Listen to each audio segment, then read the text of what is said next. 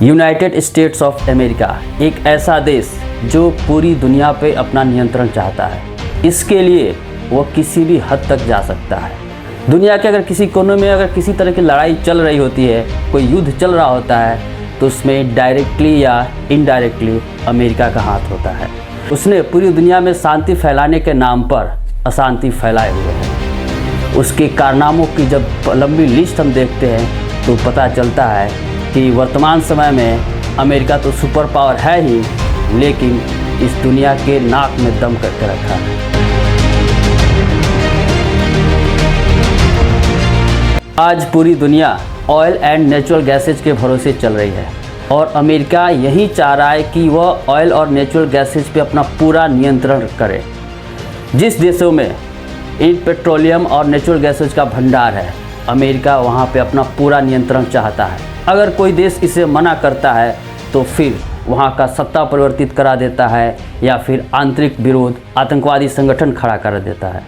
और इसी चक्कर में आज पूरी दुनिया में अशांति फैले हुई है। मिडिल ईस्ट के वैसे देश जहाँ पे पेट्रोलियम और नेचुरल गैसेज की बहुतायत है, अमेरिका वहाँ पे अपना पूरा नियंत्रण चाहता है। जैसे गल्फ़ कंट्रीज़, सऊदी अरब, ओमान, बहरीन, कतर, इन सारे देशों में अमेरिका ने अपना मिलिट्री बेस स्थापित किया हुआ है और वहाँ की सत्ता को अपने हाथों में रखता है और वहाँ पे कई तरह के निवेश भी करता है और वहाँ से जो भी पेट्रोलियम प्रोडक्ट निकलता है उस पर अपना मनमानी दाम रखता है, पूरा फ़ायदा उठा ले जाता है। उस सब की मार्केटिंग डॉलर में कराता है, जिसका सीधा फ़ायदा अमेरिका को होता है।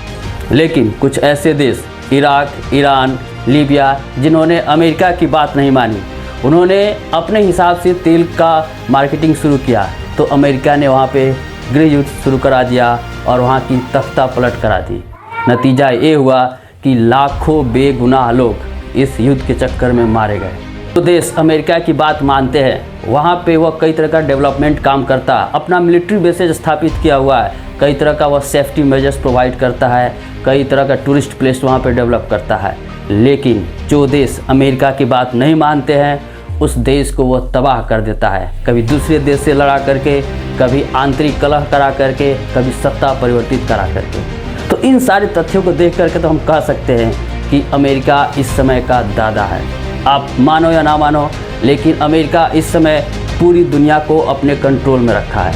वो जब चाहे किसी देश के बीच में लड़ाई करवा सकता है, किसी देश के बीच में लड़ाई रुकवा सकता है। यही कारनामों का नतीजा है कि पूरी दुनिया में अशांति फैली हुई है। साल 2000 में इराक के तत्कालीन राष्ट्रपति सद्दाम हुसैन ने यह निर्णय लिया कि वो अपना तेल डॉलर में नहीं बेचेंगे, क्योंकि वो जानते थे कि तेल उनका नेचुरल रिसोर्सेज इराक का, लेकिन पूरा का पूरा मलाई और फ़ायदा अमेरिका उठा रहा है। इसके लिए उन्होंने ये तय किया कि वो अपना तेल डॉलर में नहीं बेचेंगे। नतीजा ये हुआ कि अमेरिका ने इराक पे लड़ाई शुरू कर दी। उसने अपना वहाँ पे मिलिट्री भेजा और उस राष्ट्रपति सद्दाम हुसैन पे कई तरह के आरोप लगवाए और अमेरिका ने सद्दाम हुसैन पे आरोप लगाया कि उसके पास वेपन्स ऑफ मास डिस्ट्रक्शन है, जो एक बहुत ही घातक हथियार है, जिसका प्रयोग वह इराक की मासूम जनता पे करने वाले हैं, जिससे मानवता शर्मसार हो जाएगी, मानवता करा उठेगी। यह आरोप लगा करके अमेरिका ने इराक पे हमला कर दिया और ये हमला कई सालों तक चला। नतीजा ये हुआ कि इराक के राष्ट्रपति सद्दाम हुसैन को गिरफ्तार कर लिया गया और उन्हें फांसी दे दी गई। देख सकते हैं, इस तेल के खेल के चक्कर में अमेरिका ने एक पूरे देश को बर्बाद कर दिया। वहाँ के राष्ट्रपति को भी उसने किडनैप कर लिया, फिर उन्हें फांसी दे दी। जिस वेपन्स ऑफ मास डिस्ट्रक्शन का आरोप लगा करके अमेरिका ने इराक पे हमला किया था और सद्दाम हुसैन को पकड़ा और फांसी दे दिया, आज तक वह वेपन्स नहीं मिला। क्या यह आरोप झूठा था या फिर उसका असली खेल तेल के लिए था? वो तेल पे अपना पूरा कंट्रोल चाहता था। ये तो अमेरिका जानता है और पूरी दुनिया भी जानती है। लीबिया के राष्ट्रपति मुअम्मर गद्दाफी ने भी साल 2009 में US डॉलर और यूरो में अपने तेल को देने से मना कर दिया। वो चाहते थे कि उनका अपना कोई रुपीज हो, लेकिन इस बात से खपा होकर के अमेरिका और नाटो के कंट्रीज़ ने साल 2011 में लीबिया पर हमला कर दिया और मुअम्मर गद्दाफी की हत्या कर दी।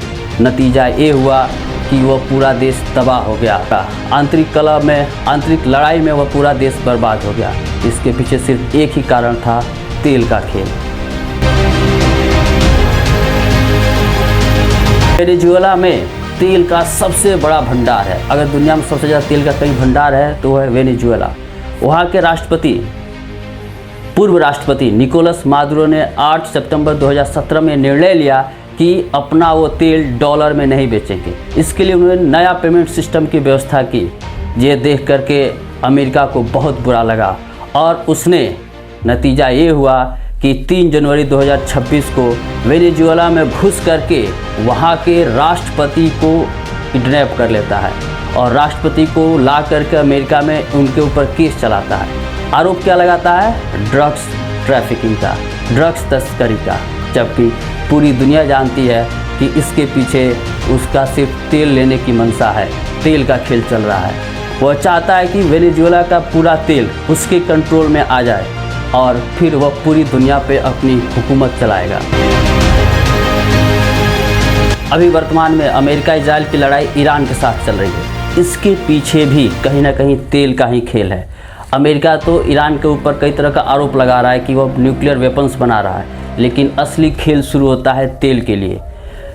जब हम लोग समय में पीछे जाते हैं, जब ईरान में तानाशाही थी, राजा पहलवी का शासन था, उस समय ईरान अमेरिका का सबसे अच्छा दोस्त हुआ करता था। वो दोस्त क्यों था? क्योंकि जो ईरान का शासक था वो अमेरिका का कठपुतली था। वहाँ का पूरा का पूरा तेल डॉलर में बेचा करता था और बहुत ज़्यादा फ़ायदा अमेरिका को होता था। फिर समय आता है 1979, जब ईरान में इस्लामिक रिवॉल्यूशन होता है और वहाँ के तानाशाह को हटा दिया जाता है। अब वहाँ के सर्वोच्च नेता बनते हैं अयतुल्लाह रूहुल्लाह ख़ामेनी। उनके शासन आने के बाद उन्होंने ये निर्णय लिया कि अब यह तेल अमेरिका के कंट्रोल में नहीं रहेगा। उन्होंने अपने इस नेचुरल गैसेज का, नेचुरल रिसोर्सेज का प्रयोग अपने देश के विकास के लिए करना शुरू कर दिया, जिससे अमेरिका चिढ़ गया और धीरे धीरे अमेरिका और ईरान में दुश्मनी बढ़ती गई। कई बार अमेरिका ईरान में इनडायरेक्ट लड़ाई भी हुई। एक समय तो ऐसा आया कि अमेरिका एम्बेसडी के जितने भी लोग ईरान में थे, तेहरान में थे, उनको कई महीनों के लिए बंधक बना लिया गया था। फिर ये जो लड़ाई चल रही है, इसमें अमेरिका यही चाहता है कि ईरान में ऐसी शासन व्यवस्था हो जो अमेरिका के इशारों पर चले और वहाँ का जितना भी तेल है, वहाँ के जितने भी नेचुरल गैसेज रिसोर्सेज है, उस पर पूरा का कंट्रोल अमेरिका का हो।